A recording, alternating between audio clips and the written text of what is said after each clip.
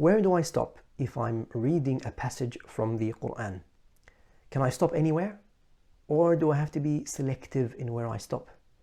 And if I stop somewhere, is there a risk that I give an incorrect meaning or even a completely flipped meaning? Okay, what do I do about it? That's what we're talking about in this video. Assalamu alaikum wa rahmatullahi wa barakatuh. In terms of learning objectives, number one, we want to recognize the importance of stopping and starting when reading the Quran and how that affects the meaning. And number two, we want to understand some practical techniques to optimize where we stop and start. To start with an example to showcase how important it is to choose where you stop and where you start from. If I read the following passage and stop in this specific spot, if I say, يا أيها الذين آمنوا لا تقربوا الصلاة. Where I stopped there, or where I chose to stop, was not a good place to stop. I just changed the meaning. I just said, don't come close to prayer. Is that even possible? Is that what the ayah is supposed to say or intending to say? Well, of course not. But the ayah, if we continued, لا تقربوا الصلاة وأنتم سكارى.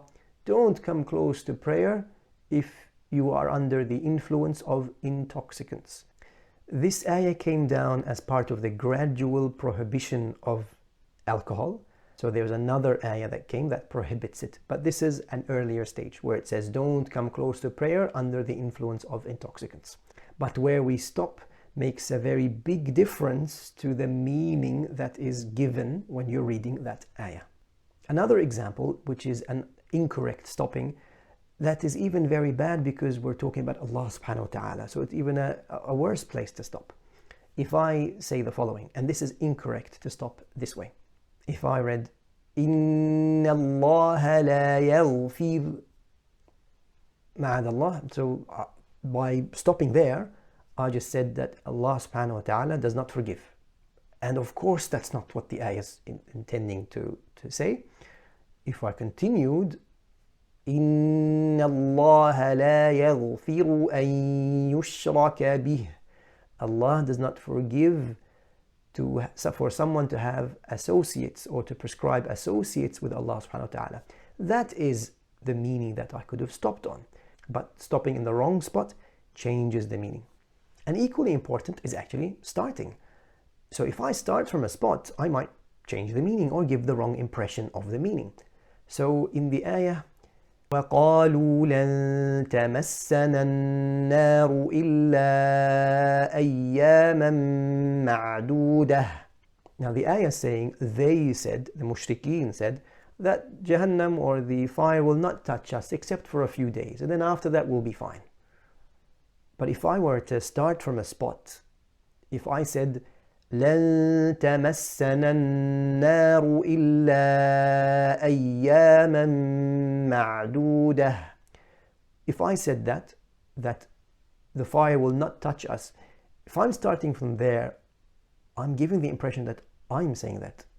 لن تمسنا النار, us. But no, that's not my saying. It's وقالوا, the mushrikeen said that the nar will not touch them, not the reader. So figuring out where to start is equally important. So what do we do about it? How do we figure out where to start and stop? Well, the objective is when we're reading, we want, number one, to read and provide a comprehensive meaning. And we don't want to break the structure of the sentence. So what we read should give a correct or reasonable meaning. And then we don't want to cut and chop it in a way that is not ideal. In fact, it's sometimes quite challenging because what it means is it requires us to understand the meaning of the ayah and also know the structure of Arabic sentences. So sometimes it's not as easy as other places. So we get guidance from our mashayikh and our teachers for where's the right place to stop and start in certain ayat. Especially the ayat we read regularly or the surah that we memorize. That's good to understand where's the correct places to start and stop. Now let's talk some practical steps. Where do I stop when I'm reading? Let's talk to 3 points. The first one is when we see an ayah or at the end of the ayah, we stop there. And that's the sunnah of the Prophet ﷺ. He used to stop at the ends of ayat. Now point number 2. What if the ayah is long and I can't read it in one breath? Well, you look for the symbols of stopping and you use them to stop there. I'll put a link above to a video about all these symbols. You can go check it out after the video, Insha'Allah, where it explains the difference between the symbols and what they mean. For example, الذي خلق الموت والحياة ليبلوكم أيكم أحسن عملا وهو العزيز الغفور. So I found that symbol for stopping. I stopped there. I took a breath, then continued. Now point number 3. What if the segment is quite long and I've run out of breath before I reach that symbol for stopping? What do I do? Well, I need to choose where to stop and choose a place where I provide a comprehensive meaning and don't break the structure of the sentence.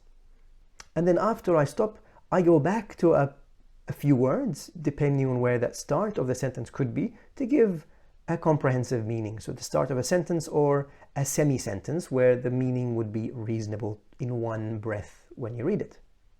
So for example, this ayah is quite long. I might not be able to do it in one breath. So I'll choose a spot to stop and then go back. وَإِذْ قُلْنَا لِلْمَلَائِكَةِ اسْجُدُوا لِآدَمَ فَسَجَدُوا إِلَّا إِبْلِيسَ. Then I'll go back. فسجدوا إلا إبليس أبى واستكبر وكان من الكافرين. So with regards to meaning, when Allah had told the malaika or ordered the malaika to prostrate, so I stopped. فسجدوا إلا إبليس. Therefore they prostrated except Iblis. So that statement was a reasonable place to stop. And then to continue, I said they prostrated except Iblis. He was arrogant, he denied and he was arrogant, and so on and so forth. So if you see yourself running out of breath, you choose where to stop, a good place, then you go back a few words to find the beginning of a sentence, and then start over from there, and you overlap a few words. And that's the best way to maintain the meanings as intended. And you can do that even multiple times on long ayahs. For example, يا أيها الذين آمنوا لا تقربوا الصلاة وأنتم سكارى حتى تعلموا ما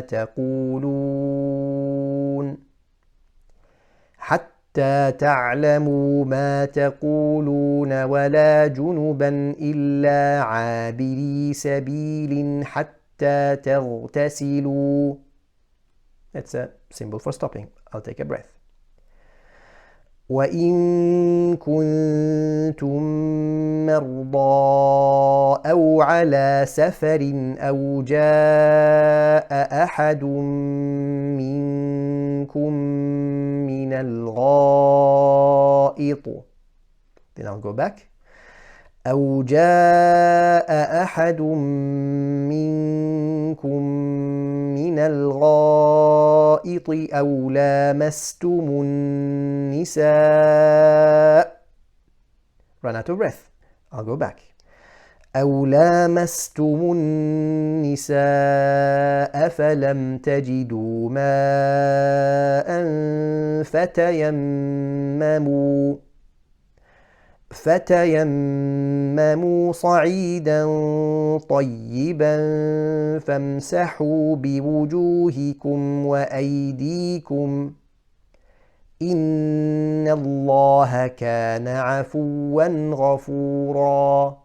So when I see a symbol of stopping, I use it. I take a breath there. I don't try to continue.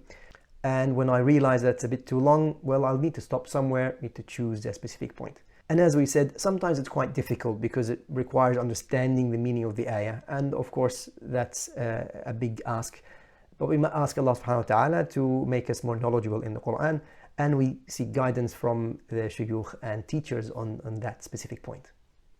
So let's recap the main points. Number 1, starting and stopping has a huge influence on meanings. It can even change or flip the meaning or give a meaning that is inappropriate in its entirety. So the concept of where to start and stop is actually a branch of knowledge on its entirety, on its own.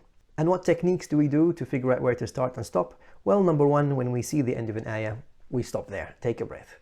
And number two, we look for the stopping symbols. And I'll link the video again here. And number three, if the ayah is long, you choose a reasonable place to stop, then you go back and overlap and choose a reasonable area to start from, or reasonable spot to start from. I'll see you in the next video. Assalamu alaikum wa rahmatullahi wa barakatuh.